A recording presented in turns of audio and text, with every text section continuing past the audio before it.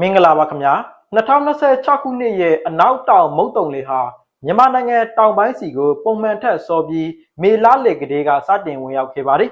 ဒါပေမဲ့ကမ္ဘာရာသီဥတုစံနှုန်းတွေအရအခုနှစ်နှောင်းပိုင်းမှာအားကောင်းတဲ့အန်နီညိုဖြစ်စဉ်တက်ရောက်နိုင်ခြေ65%အထိရှိနေသလိုလာနီညာအကူအပြောင်းဖြစ်စဉ်တွေကြောင့်လည်းအခုနှစ်မုတ်တုံရာသီဟာပုံမှန်နှစ်တွေထက်ပိုမိုထူးခြားကမောက်ကမဖြစ်လာနိုင်တယ်လို့ပညာရှင်တွေကသုံးသပ်နေကြပါတယ်အခုနှစ်မုတ်တုံအင်အားဘလောက်အထိထူးခြားလာနိုင်မလဲရေကြီးရေရှမ်းမှုနဲ့မြေပြိုမှုအန်ဒီရတွေဘယ်ဒေသတွေမှာအဆိုအဆုံးကြုံရနိုင်လဲဆိုတာနဲ့ပတ်သက်ပြီးတော့နယ်သာလန်နိုင်ငံမှာအခြေစိုက်တဲ့ရာသီဥတုသုတေသီမိုးဇလဘလော့ဂါဦးထေးတင့်ကိုမီစီမကဆက်သွယ်မေးမြန်းသွားမှာပါခင်ဗျာဟုတ်ကဲ့ဆရာဦးထေးတင့်မင်္ဂလာပါခင်ဗျာမင်္ဂလာပါခင်ဗျာဟုတ်ကဲ့အဲ့တော့ကျွန်တော်ပထမဆုံးသိချင်တဲ့မေးခွန်းတစ်ခုကပေါ့နော်ဒီအခုနှစ်မုတ်တုံလေးဟာမြန်မာနိုင်ငံလေးကိုစတင်ဝင်ရောက်တဲ့အခြေအနေနဲ့မုတ်တုံအင်အားကပြီးခဲ့တဲ့နှစ်တွေနဲ့ရှင်းမယ်ဆိုရင်ဘယ်လိုကွာခြားချက်တွေရှိလာနိုင်ပါသလဲပုံမှန်ထက်ပိုမိုအားကောက်လာနိုင်မယ့်အလားအလာရှိပါသလားခင်ဗျဟုတ်ကဲ့ကျွန်တော်တို့ဒီကနေ့2ရက်နေ့ဇွန်လ2026ခုနှစ်နောက်ကမ္ဘာမိုးလေဝသအဖွဲ့ကြီးရဲ့ဒီနေ့ထုတ်ပြန်ကြေညာဆိုလို့ရှိရင်ကျွန်တော်တို့ကမ္ဘာပေါ်မှာလာနီညာဖြစ်ဖို့65%ကနေပြီးတော့80%အထိကျွန်တော်တို့ဆုံးဖြတ်ကြပါတယ်အဲ့ဒီအတွက်ကြောင့်မလို့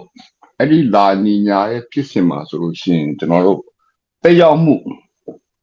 နိုင်ငံတွေထဲမှာမြန်မာနိုင်ငံလေးပါနေတာကျွန်တော်တို့တွေ့ရမှာဖြစ်ပါတယ်ဒီအတွက်ကြောင့်မလို့ကျွန်တော်တို့ဟာလာနီညာပြောင်းလဲခြင်းဖြစ်စဉ်နဲ့တက်ရောက်တဲ့မုတ်တုံတက်ရောက်မှုတွေကိုကျွန်တော်တို့စတင်ပြီးခံစားနေရပြီဖြစ်ပါတယ်ကျွန်တော်ပြီးခဲ့တဲ့လပိုင်းကမုတ်တုံစောမယ်လို့ကျွန်တော်ခမန်းပြေးခဲ့ပါတယ်မီဒီယာချို့ကနေပြီးအဲ့ဒီအတိုင်းပဲဒီနေ့ဗမာပြည်မှာမုတ်တုံစောပြီးတော့မုတ်တုံအားကောင်းကောင်းနဲ့ဆက်လက်ဝင်ရောက်နေပါတယ်ကျွန်တော်တို့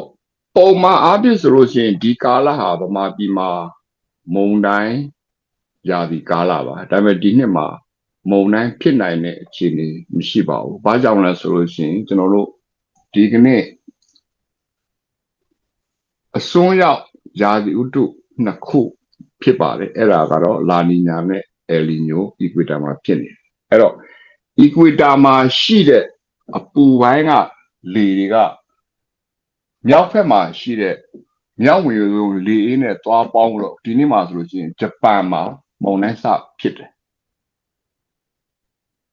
ဒီဂျပန်မှာဖြစ်နေတဲ့မုန်တိုင်းကိုအိန္ဒိယသမုဒ္ဒရာနဲ့အာရေဗီယန်ဘင်္ဂလားဒေ့ရှ်ကလေစီးကြောင်းကတွားပြီးတော့ပေါင်းနေတဲ့အပေါ်မှာဘယ်လောက်ထိပြင်းပြင်းထန်ထန်ပေါင်းလဲဆိုလို့ရှိရင်ကျွန်တော်တို့ပေ9000အမြင့်ကိုကြည့်မယ်ဆိုလို့ရှိရင်လေစီးကြောင်းကဒီတိုင်းသွားပေါင်းနေတယ်အဲ့လိုပေါင်းတဲ့အတွက်ကြောင့်မို့ကျွန်တော်ဒီနေ့မုတ်တုံအစမှာမုံတိုင်းဖြစ်လို့ပြီးတော့မုံတိုင်းအညွန့်တွေကိုဆွဲသွားတဲ့အတွက်ကြောင့်ဗမာပြည်မှာမုံတိုင်းမဖြစ်လိုက်ဘူးအဲ့ဒါကြောင့်မလို့ရုတ်တရက်မိုးတိဌာနမဖြစ်ပေမဲ့လေဗမာပြည်ကိုပေါက်ဝင်တဲ့ရေငွေ့အချို့ရှိနေအဲ့ဒါက35%ကနေ65%အထိဗမာပြည်ဝင်တဲ့ကြောင့်မို့လောလောဆယ်မှာမုတ်တုံလီစီကြောင်းရုတ်တရက်ဝင်လိုက်တဲ့အချိန်ကဗမာပြည်မှာရုတ်တရက်မိုးကြီးခြင်းတွေစတင်ကြုံတွေ့နေရတယ်အဲ့ဒါနောက်ထပ်15ရက်အရက်20လောက်ထိဆက်တိုက်ဖြစ်မှာပြောချင်တဲ့သဘောကဒီလေစီးကြောင်းရဲ့တဲဆောင်လာတဲ့ရေငွေ့ကြောင့်လို့ဗမာပြည်မှာမိုးကရွာနေတဲ့အခါမှာအများကြီးရွာမယ်ရက်ချင်နည်းနည်းရက်သွားမယ်ပြီးရင်ပြန်ရွာမယ်အဲ့လိုနည်းနဲ့ကျွန်တော်တို့ဒီမုတ်တုံကာလကိုဖြတ်သန်းနိုင်တယ်ဆိုပြီးတော့ကျွန်တော်တို့ခံမှန်းပါတယ်ကျွန်တော်တို့ခံမှန်းချက်တွေရတယ်ကမ္ဘာထိပ်တန်းပညာရှင်တွေနဲ့တိုက်ဆိုင်စစ်ဆေးရှိတဲ့အခါမှာကမ္ဘာလုံးဆိုင်ရာခံမှန်းချက်တွေနဲ့ကျွန်တော်တို့ Metro Blue section ကထုတ်တဲ့ခံမှန်းချက်တွေနဲ့တော့တွေ့ရပါတယ်အဲ့တော့ကျွန်တော်တို့ပြောနေတာကရာသီဥတုခံမှန်းချက်တွေဟာကျွန်တော်တို့3ရက်ထက်ပိုပြီးခံမှန်းရတာခက်ခဲပါတယ်မှားနိုင်ပါတယ်အဲ့ဒီအတွက်ကြောင့်မလို့ယာသီဥတုခံမှန်းနေတဲ့ပညာရှင်တွေကိုနားလည်ပေးပါလို့ကျွန်တော်ဒီနေ့ကတောင်းဆိုချင်ပါတယ်ဟုတ်ကဲ့နောက်တစ်ခုကဒီနှစ်မှာအယ်နီညိုကနေလာနီညာအကူအပြောင်းဖြစ်ပေါ်လာနိုင်တယ်လို့ကြားသိနေရပါတယ် ဒါကအခုနေ့မုတ်တုံရာသီရဲ့မိုးရွာသွန်းမှုနဲ့အပူချိန်အပေါ်မှာဘယ်လိုမျိုးဓာတ်ရိုက်သက်ရောက်မှုရှိလာနိုင်မလဲခင်ဗျ ကျွန်တော်တို့မုတ်တုံဖြစ်စဉ်ကိုကျွန်တော်တို့လေ့လာတဲ့အခါမှာတိကျချက်ကကဘာကြီးမှာစီးဆင်းနေတဲ့လေစီးကြောင်းတွေရဲ့အပူချိန်ကွာဟချက်မြောက်ဘက်နဲ့အီကွေတာနဲ့ကွာဟချက်ပြီးတဲ့အခါမှာနေအောင်ကြီးကြာရောက်တဲ့ပင်လယ်ပြင်တွေကလေတွေအပေါ်အပူတက်ပြီးတော့မှလေဖိအားနည်းရာရောက်ဝန်းတရားနေတော့လေဆိုင်ဝဲလေးတွေကနေတော့ရေငွေ့စုပ်ယူပြီးတော့ပြန်ဖြတ်နဲ့ရေငွေ့စုတဲ့အနေထားပြီးတော့ကဘာကြီးရဲ့လေပတ်မှုနဲ့အတူလိုက်နေတဲ့လေစီးကြောင်းတွေပြီးတော့သမုတ်တရားနဲ့ပင်လယ်ထဲမှာရှိတဲ့ရေတွေရဲ့အပူချိန်ပြောင်းလဲမှုတွေပေါ်မှာအများကြီးတက်ရောက်တဲ့ကြောင့်မို့အဲ့ဒီပေါ်တွေကနေတော့မုတ်တုံကအများအားတက်ရောက်နေပါတယ်အဲ့တော့ကျွန်တော်တို့မုတ်တုံကိုလေ့လာလို့ကျင်းတော့ဒီအချက်၅ချက်ကိုအများအားကျွန်တော်တို့ထည့်သွင်းစဉ်းစားပြီးမှလေ့လာကြပါဒီကနေ့မြန်မာနိုင်ငံအခြေအနေကမုတ်တုံဟာထူးထူးခြားခြားမုတ်တုံဖြစ်နေပါတယ်မြောက်ဘက်မှာအရန်အေးပြီးတော့အီကွေတာမှာအရန်ပူတယ်ဟိမဝန္တာတောင်တန်းကအပူချိန်ကမြေပြင်နဲ့ကောင်းကင်မှာကွာဟမှုအရန်မြင့်ပါတယ်ရုတ်တရက်ပြောင်းလဲမှုတွေဖြစ်နေတယ်အဲ့ဒီအတွက်ကြောင့်မလို့ဘင်္ဂလားဒေ့ရှ်နိုင်ငံကိုဖျက်ဝင်လာတဲ့လေကဗမာနိုင်ငံကိုပေါက်ဝင်တဲ့အနေအထားပေါ်မှာမူတည်ပြီးတော့ကျွန်တော်တို့မုတ်တုံ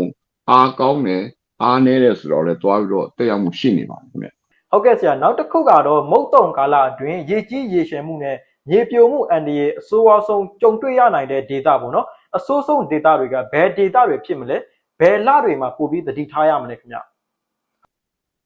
ကျွန်တော်တို့ကျွန်တော်စုဆောင်းထားတဲ့10နှစ်ကျော်သူတည်တနာအရဆိုလို့ရှိရင်ရခိုင်မှာပင်လယ်ကမ်းစပ်နဲ့တိုက်ရိုက်ဖြစ်တဲ့ကြောင့်မလို့ဇူလိုင်ဩဂုတ်လမှာရေအရန်ကြီးတတ်တယ်ပြီးရင်မြေတွေပြိုတတ်တယ်ရခိုင်ရိုးမတောင်ပေါ်ကနေပြီးတော့ပေါ့နော်နောက်ချင်းတောင်တန်း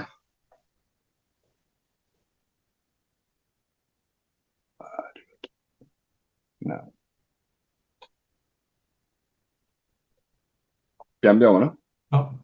ကျွန်တော်တို့မုတ်တုံဝင်တာနဲ့မုံတိုင်းနဲ့အတူမိုးကြီးခြင်းတွေဟာကျွန်တော်တို့ရခိုင်ရိုးမမှာဖြစ်ပြီးတော့မှရခိုင်မျိုးရိုးမကနေပြီးတော့မကွေးတိုင်းတွေကိုစီးဆင်းတဲ့လမ်းကြောင်းမှာ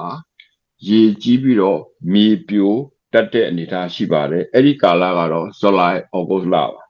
ထို့အတူပဲချင်းတောင်တန်းမှာတော့အမြဲတမ်းမိုးကြီးတာနဲ့မြေပြိုတာမကြာခဏကျွန်တော်တို့တွေ့ရပါတယ်ချင်းတောင်တန်းကတော့ဇူလိုင်လနဲ့စက်တင်ဘာလဖြစ်ပါတယ်ထို့အတူကချင်ပြည်နယ်မှာလည်းကျွန်တော်တို့ရေကြီးခြင်းနဲ့မြေပြိုခြင်းတွေဟာဇူလိုင်ဩဂုတ်လမှာပုံမှန်နှစ်တိုင်းဖြစ်တာရှိပါတယ်အေယာဝတီတိုင်းကတော့ကျွန်တော်တို့မုံတိုင်းနဲ့အတူတခါလေမုတ်တုံအားကောင်းလို့ရှိရင်ရေကြီးနိုင်တယ်လို့ပဲအေယာဝတီမြစ်ရေရှမ်းပြီးတော့စီးလာတဲ့အခါမှာလည်းအေယာဝတီတိုင်းကဩဂတ်လနဲ့စက်တင်ဘာလလောက်မှာရေကြီးတတ်တဲ့အနေအထားကိုကျွန်တော်တို့မှတ်တမ်းရတွေ့ရှိရပါထို့အတူစကိုင်းတိုင်းမှာလည်းမြေပေါ့မြေစကိုင်းတိုင်းဟာမြေနိမ့်တွင်မြင်ဖြစ်ပြီးတော့အေယာဝတီနဲ့ချင်းတွင်းမြစ်ကဆင်းလာတဲ့ရေတွေကအောက်ကိုမဆင်းနိုင်မနဲ့ခံနေလို့ရှိရင်လည်းစကိုင်းတိုင်းအေယာဝတီမြစ်ဝတစ်လျှောက်မှာရေကြီးတာကိုကျွန်တော်တို့အမြဲတမ်းမှတ်တမ်းရတွေ့ရှိရမှာဖြစ်ပါတယ်ဒီအတွက်လည်းကျွန်တော်တို့ဒီကာလနဲ့ဒီအချိန်တွေအတွက်ဒီနှစ်မှာတော့ကြိုတင်ပြင်ဆင်ထားဖို့မြစည်းမမီဒီယာအဆင့်ကျွန်တော်တို့သတိပေးလိုပါတယ်ဟုတ်ကဲ့နောက်တစ်ခုကတော့အခုမုတ်တုံရာသီအတွင်းဘင်္ဂလားပင်လယ်အော်နဲ့ကက်ပလီပင်လယ်ပြင်မှာမုန်တိုင်းဖြစ်ပေါ်နိုင်ခြေအခြေအနေကဘယ်လိုရှိပါသလဲကံရိုးတန်းဒေသတွေအတွက်ထူးခြားတဲ့သတိပြုစရာတွေများရှိပါသလားခင်ဗျကျွန်တော်တို့ဒီ2026မုတ်တုံအဝင်ကာလဟာလေကြီးကြောင်းနဲ့အတူပါလာတဲ့ရေငွေ့တွေကြောင့်မလို့မြန်မာပြည်အောက်ဖက်ခြမ်းပင်လယ်ဒေသမှာမိုးတီးထန်စွာရွာသွန်းနိုင်တဲ့အနေအထားကိုတွေ့ရတဲ့ကြောင့်မလို့ထူးသတိထားဖို့လိုပါတယ်ထို့အတူလေစီးကြောင်းက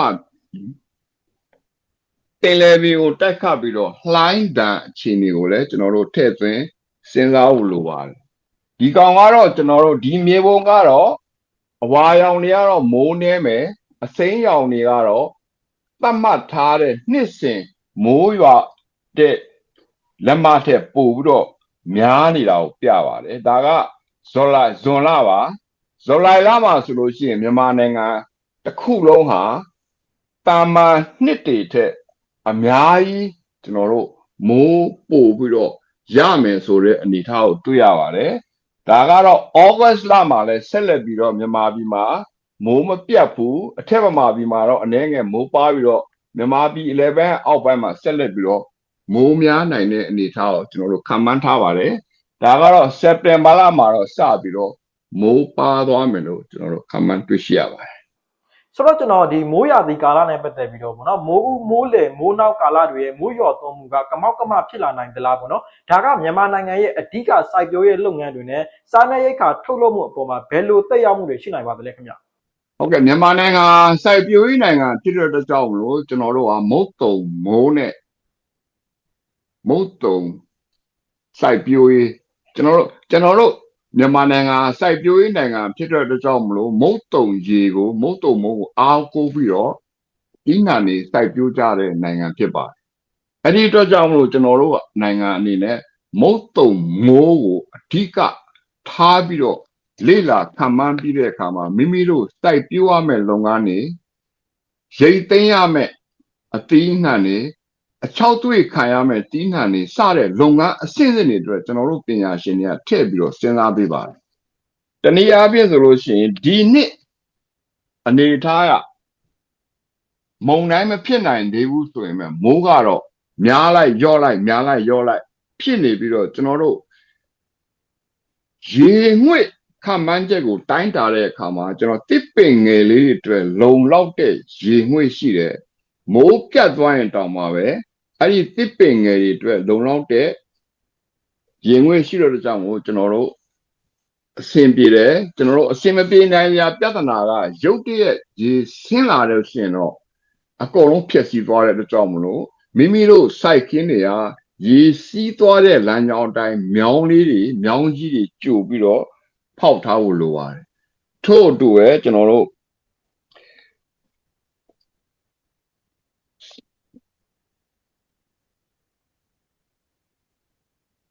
မြောင်းကြီးတွေဖောက်ထားဖို့လိုတာထို့အတူပဲကျွန်တော်တို့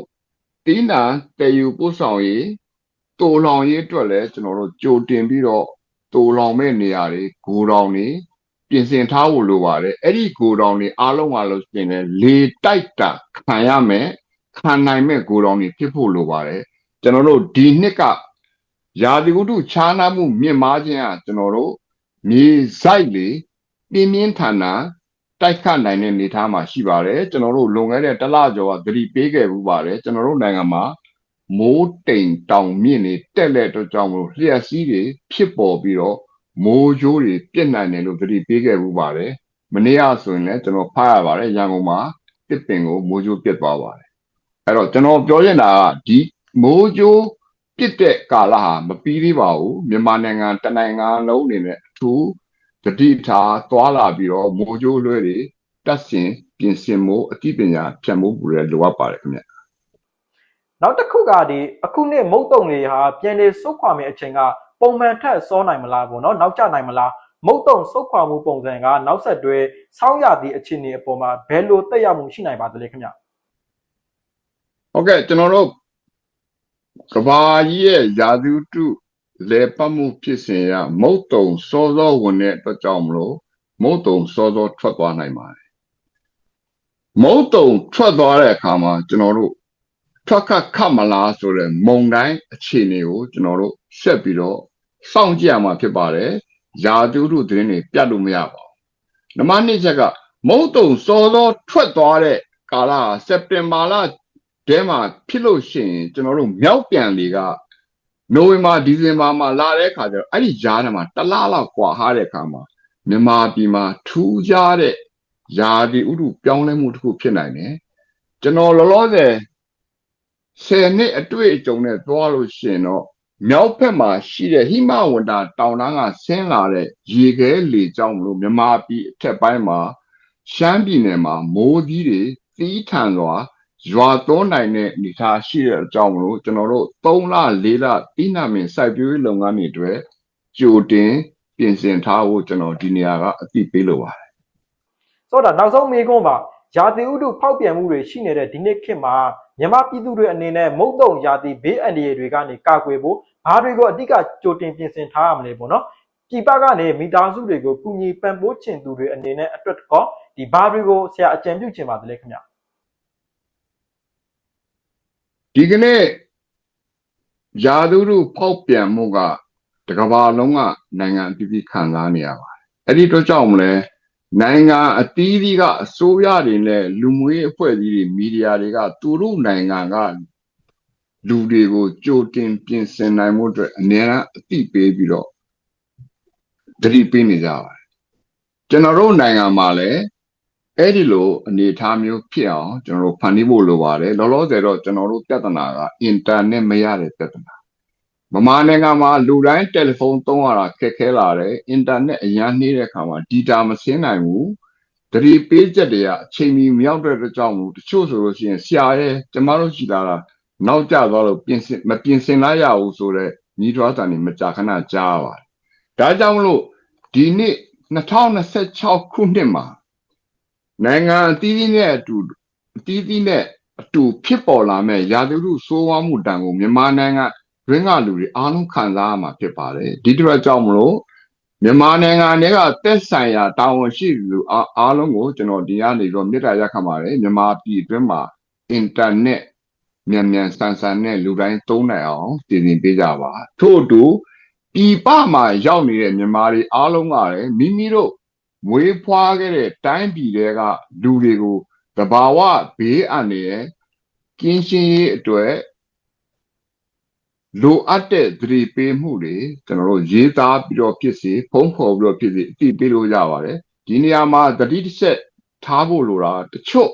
မိတ်ဆွေများကသူတို့ကသတင်းထူးတာတို့သတင်းဥတာတို့လူစိတ်ဝင်စားအောင်လုပ်တဲ့မီဒီယာတွေလည်းရှိပါတယ်အဲ့လိုအခါမှာဆိုလို့ရှိရင်တော့ထိတ်လန့်မှုမဖြစ်အောင်လို့ကျွန်တော်တို့သတိထားပြီးတော့သတိပေးဖို့လိုပါတယ်လိုအပ်တာရှိရင်နားမလည်တာရှိရင်ကျွန်တော်တို့ဒီကနေ့မြစည်းမရာသီဥတုအစီအစဉ်ကိုလည်းတိုက်ရိုက်ဆက်သွယ်ပြီးတော့မေးမြန်းနိုင်ပါတယ်ခင်ဗျာကျေးဇူးတင်ပါတယ်ဟုတ်ကဲ့ဆရာဦးထေးတင်ခင်ဗျာအခုလောမြစည်းမကိုအချိန်ပေးတဲ့ကျေးဇူးတင်ပါတယ်ခင်ဗျာဟုတ်ကဲ့ကျေးဇူးပါမြန်မာနိုင်ငံသားအားလုံးတဘာဝဘေးအန္တရာယ်ကင်းရှင်းနိုင်ကြပါလိမ့်ခင်ဗျာလွတ်သောမီဒီယာကိုဆက်လက်ရည်တည်နိုင်ဖို့ပြည်သက်တွေရဲ့ထောက်ပံ့ပေးမှုဟာအကြီးမားဆုံးလိုအပ်ချက်ဖြစ်တာကြောင့်မြစည်းမ TV YouTube Channel မှာမမဝေပေးခြင်းဖြင့်ကူညီနိုင်ကြမယ်အသိပေးဖိတ်ခေါ်လိုက်ပါရစေ။